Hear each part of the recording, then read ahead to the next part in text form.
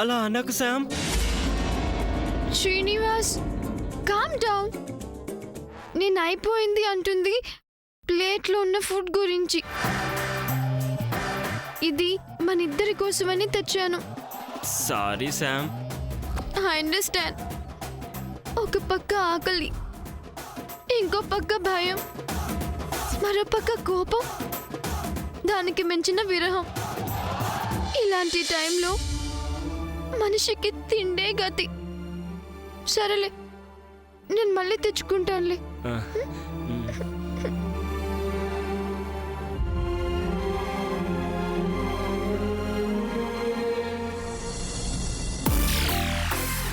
వీళ్ళ పెళ్లి కోసం అబద్ధాల ఆటం కూడా స్టార్ట్ అయిపోయింది.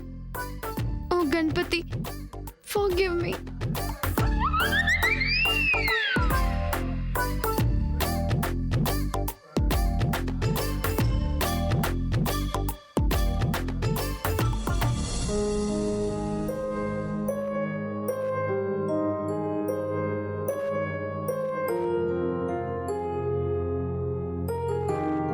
మీ ఫ్యామిలీకి సంబంధించిన విషయంలో నేనేమైనా కలగజేసుకొని తప్పు చేసుంటే నన్ను క్షమించండి.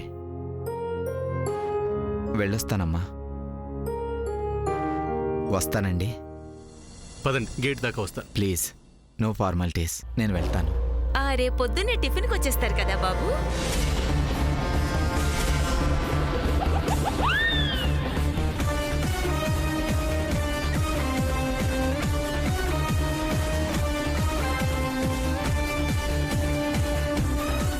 చెప్పలేం.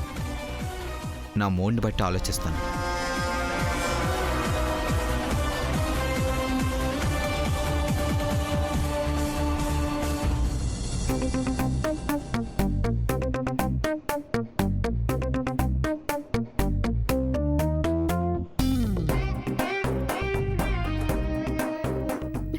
దుర్గి డార్లింగ్, నాకింకా భోజనం కావాలి. ఇప్పుడు అర్థమైంది ఈ అమ్మాయి అమెరికా నుంచి మన ఇంటి దాకా ఎందుకు వచ్చింది. తిని తిని మన ఆస్తంతా కరిగించడానికి వచ్చింది. ఊరుకోరా, ఊరికే పిల్లకి దిష్టి పెట్టుకు. దిష్టి? చిన్నత్త, నేను తీసుకెళ్ళింది చేయి జారి మొత్తం కింద పడిపోయింది. నేనేమీ తినలేదు. ప్రామిస్ అమ్మమ్మా. అంటే పాపం ఉపవాసం అసలే కరెక్ట్గా ఉపవాసం. జరిగింది. ఊరుకోరా. అయ్యో, ఇప్పుడే గిన్నెలన్నీ ఖాళీ చేసి కడిగేశానమ్మా. క్షణంలో ఏదైనా వండి పెడతాను. అయ్యో వద్దు దుర్గి డార్లింగ్. పొద్దుటి నుంచి నువ్వు పనులన్నీ చేసి అలసిపోయావుగా, వెళ్ళి రెస్ట్ తీసుకో.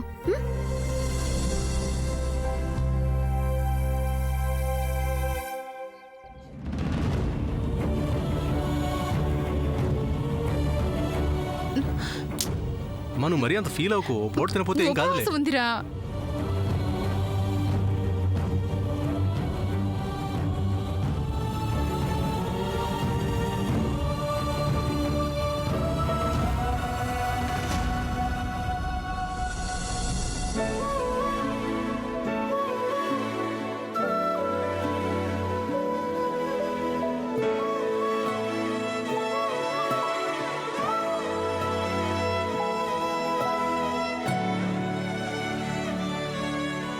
బాగా ఆకలేస్తోంది.